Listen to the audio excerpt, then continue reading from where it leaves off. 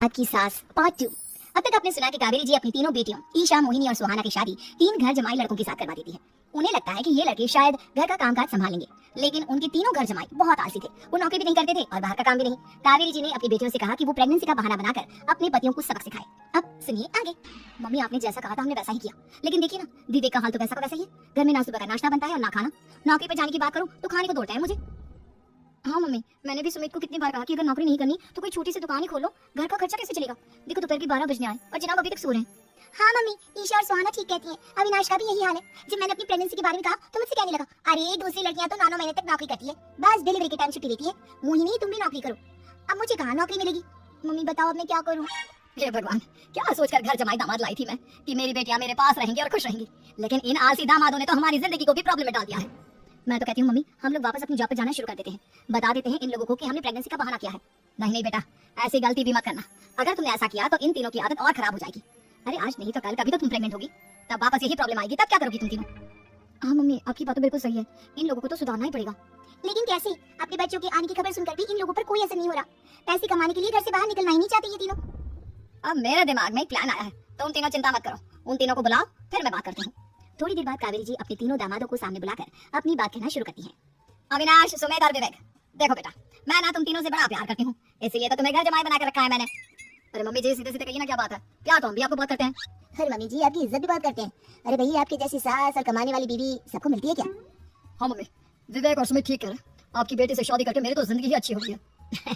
जानती हूँ मैं, और ये भी जानती हूँ कि तुम तीनों अपनी अपनी बीवियों से बहुत प्यार करते हो। बेटा बात ऐसी है कि हमारे कुल गुरु ने कहा है कि प्रेग्नेंट होने के बाद मेरी तीनों बेटियां शुरू के 4 महीने हमारे गांव में जाकर रहेगी, जहाँ मेरे चाचा जी रहते हैं। अरे लेकिन क्यों मम्मी, गांव में जाकर रहने की क्या जरूरत है इन तीनों को। वो क्या है ना बेटा, हमारे परिवार को एक श्राप है। अगर मेरी बेटियों ने यहाँ पर बच्चा पैदा करने की कोशिश की तो उनके बच्चों को कुछ भी हो सकता है। इसलिए अब से लेकर 4 महीने पूरे होने तक इन्हें गाँव वाले घर में रहना पड़ेगा। हाँ तो इसमें प्रॉब्लम क्या है मम्मी जी, हम भी वहाँ जाकर रहेंगे, पिकनिक बनाएंगे। अरे बेबी भी जहाँ, हम भी वहाँ। हाँ यार, आइडिया तो बहुत अच्छा है। शहर की जिंदगी में रह रहकर परेशान हो चुके हैं, अब कुछ दिन गाँव में बिताएंगे। तुम लोग समझने की कोशिश क्यों नहीं करते। तुम में से कोई भी वहाँ नहीं जा सकता, और मैं यहाँ रहूंगी ना तुम तीनों के साथ। 4 महीने की तो बात है, उसके बाद ये तीनों ही लौट कर आ जाएंगी। ठीक है मम्मी जी, अब हमारे बच्चों का सवाल है तो ये तो करना ही पड़ेगा। कावेरी अपनी तीनों बेटियों को कुछ दिन के लिए घर से बाहर कहीं दूसरे शहर में रहने के लिए भेज देती है। कुछ दिनों के बाद, अरे मम्मी जी, बहुत दिन से पिज्जा नहीं खाया, मंगवाइए ना। क्या बताऊं बेटा, पहले तो बेटियां खर्चा दे देती थी क्योंकि उनकी नौकरी थी, लेकिन अब तो मेरे पास पैसे ही नहीं बचे। थोड़े बहुत पैसे हैं जो बच्चों की डिलीवरी में काम आएंगे। लेकिन मम्मी जी, आपकी बेटियों को वापस आने में तो भी बहुत वक्त बाकी है। वही सोच सोच कर परेशान हो रही हूँ। सोच रही हूँ कल से दूध भी बंद करवा देती हूँ। अब दूध वाले को देने के लिए पैसे भी तो नहीं है ना। अरे नहीं मम्मी जी, अगर दूध भी बंद करवा दोगी तो मुझे चाय कहाँ से मिलेगी, और चाय के बिना मैं तो मर ही जाऊंगा। क्या करूँ बेटा, इसके अलावा हमारे पास कोई ऑप्शन नहीं है। मेरे पास पैसे ही नहीं बचे। इस तरह कावेरी जी धीरे धीरे अपने तीनों दामादों को पैसे देना बंद कर देती हैं और घर में खाने पीने की चीजें लाना भी बंद कर देती हैं। अब वो तीनों बुरी तरह से परेशान होने लगे थे, और इसलिए एक दिन तीनों प्लान करके घर से बाहर निकलते हैं। और बाजार में जाने के बाद, यार अच्छा खाना खाए हुए कितने दिन हो गए, पता नहीं कब अच्छा खाना मिलेगा।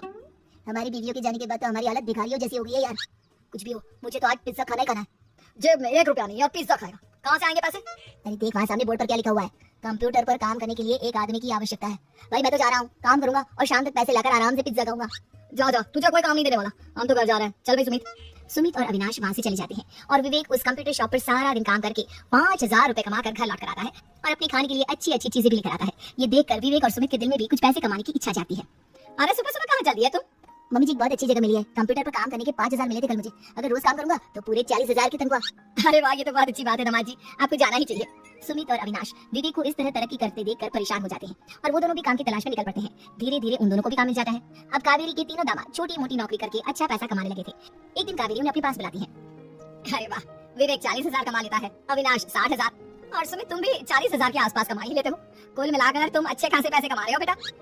हाँ मम्मी जी, बहुत मजा आता है जब महीने के एंड में मोटी रकम हाथ में आती है। पूछे मत मम्मी जी, घर में रहकर रोटी बना बनाकर और तो जैसा महसूस होने लगा था मुझे तो।